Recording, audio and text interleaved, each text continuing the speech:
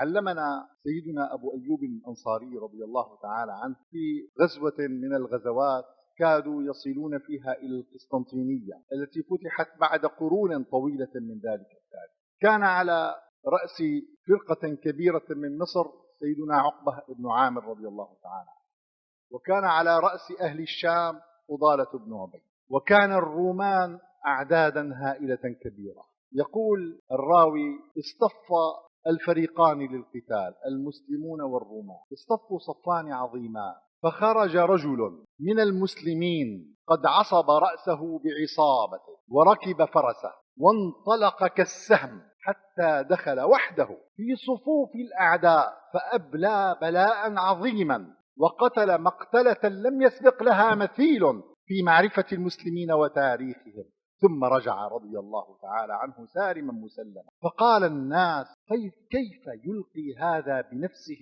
إلى التهلكة أصلحه الله؟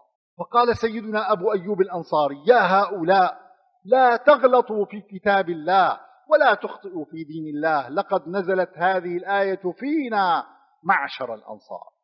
حينما قوي الإسلام في زمن رسول الله صلى الله عليه وسلم وقبل وفاته، قلنا فيما بيننا نحن معشر الأنصار، قلنا لقد نصر الله دينه وأعز نبيه صلى الله عليه وسلم ورفع رايته، فلماذا لا نلتفت إلى أموالنا وإلى زروعنا وبساتيننا ونخلنا فنصلحها ونستكثر من المال بدل أن ننفق ما نملك في الإعداد للجهاد وفي ترك هذه الأموال والانطلاق بأنفسنا وأولادنا إلى القتال؟